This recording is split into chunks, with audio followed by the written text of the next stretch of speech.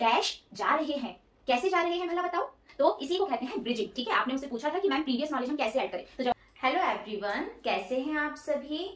तो मैं आज आपको हिंदी पढ़ाने वाली हूँ। आप अभी मुझे सुन रहे हैं।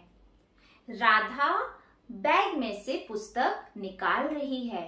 देखो, बाहर से राजावत सर जा रहे हैं। ठीक है, अभी मैम ने ये सब सेंटेंसेस क्यों बोले? सेंटेंस को हिंदी में क्या कहते हैं? वाक्य कहते हैं। तो मैं पढ़ा रही हूँ, राधा बस्ते में से पुस्तक निकाल रही है। पढ़ा रही हूँ, निकाल रही है, जा रहे हैं। ये सभी क्या है? क्या हो रहा है? ये एक काम हो रहा है। क्या हो रहा है? काम हो रहा है। अच्छा, काम को हम इंग्लिश में क्या कहते हैं? काम को हम इंग्लिश में कहते हैं वर्क। और हम क्या कह सकते हैं इसको? हम इसको कह सकते हैं एक्शन। क्या कह सकते हैं?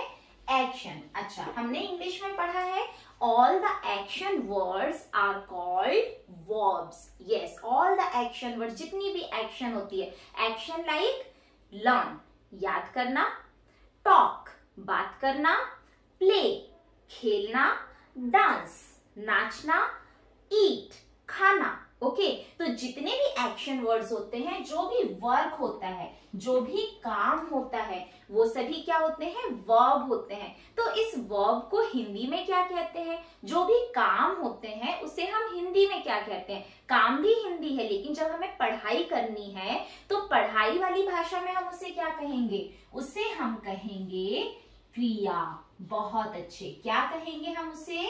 क्रिया। और इंग्लिश में आप इसे कैसे समझते हैं?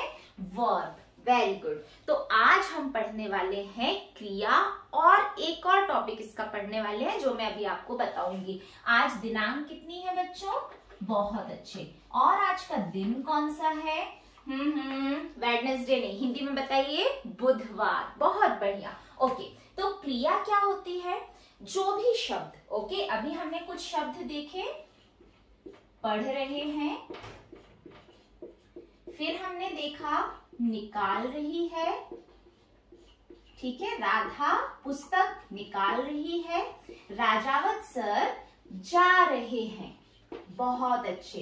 तो ये सारे शब्दों से हमें क्या पता चल रहा है? काम के होने का पता चल रहा है।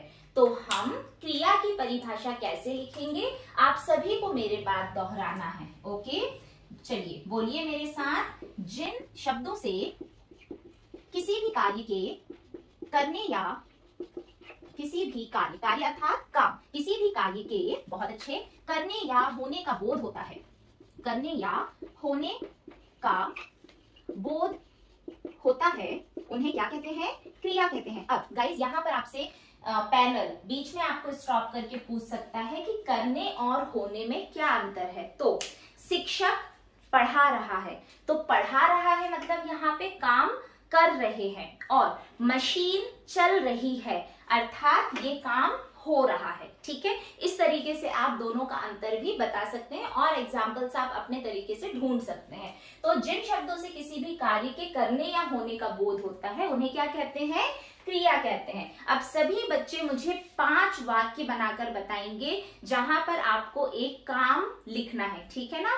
कोई भी वाक्य बना सकते हैं। मोहन दौड़ रहा है, प्रिया खाना खा रही है। ठीक है, सभी मुझे 5 वाक्य बना के बताएंगे। बहुत अच्छे।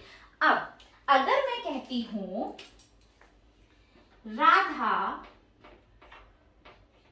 तेज दौड़ रही है, ठीक है, तो मुझे पता है, अभी हमने क्या सीखा कि दौड़ रही है। दौड़ रही है क्या है? काम है। ठीक है, अर्थात ये दौड़ रही क्या है? क्रिया है। लेकिन अब ये तेज दौड़ रही है, तो तेज क्या है? ये जो काम है दौड़ने का, वो कैसा हो रहा है?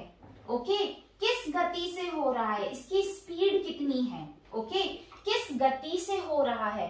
तो ये तेज गति से हो रहा है। ठीक है, इसके बाद भक्त रात भर भजन गाते रहे। ठीक है, अब यहाँ पर कौन सा कार्य हो रहा है, कौन बताएगा, या मोनिका बताइए आप। ओके, गाते रहे काम हो रहा है, इसका मतलब है कि जो गाते रहे हैं वो क्या है, क्रिया है। लेकिन ये जो गाने की क्रिया है ये कब हो रही थी, यहाँ पर क्या दिया हुआ है, रात भर दे हो रही थी। तो ये हमें यहाँ से क्या पता चला कि ये जो क्रिया है वो कब हो रही थी, रात भर हो रही थी। तो ये शब्द जो है कि किस गति से काम हो रहा है, कब हो रहा है और कैसे हो रहा है, ठीक है, धीरे हो रहा है, जल्दी जल्दी हो रहा है, अचानक हो रहा है। तो जिन शब्दों से हमें ये पता चलता है कि कोई भी काम, कोई भी कार्य कैसे हो रहा है, किस गति से हो रहा है और कब हो रहा है, उन शब्दों को हम बच्चों कहते हैं क्रिया विशेषण। क्रिया के बाद एक और जो शब्द है जो हम सीखेंगे, क्रिया के बाद एक और परिभाषा जो हम सीखेंगे आज, वो क्या है, क्रिया विशेषण।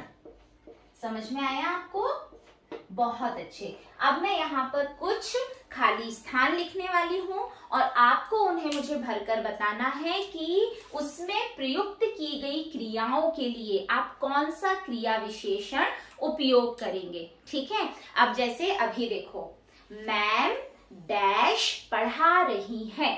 अब आप बताओ मुझे, मैम कैसा पढ़ा रही हैं, बताइए जल्दी से। अच्छा पढ़ा रही हैं, ओके, बुरा तो नहीं पढ़ा रही हैं, पक्का। आपको भी अगर मेरी टीचिंग पसंद आ रही है तो जल्दी से आप कैसे बताएंगे, आप मुझे लाइक करके बताएंगे। यस, जल्दी से मेरे वीडियो को लाइक कर दीजिए। इसके बाद राजावत सर डैश जा रहे हैं, कैसे जा रहे हैं भला बताओ, जल्दी जल्दी जा रहे हैं। जी हाँ, बहुत अच्छे, बहुत स्मार्ट बच्चे हैं मेरी क्लास में। तो राजावत सर जल्दी जल्दी जा रहे हैं। प्रिंसिपल सर डैश आ गए।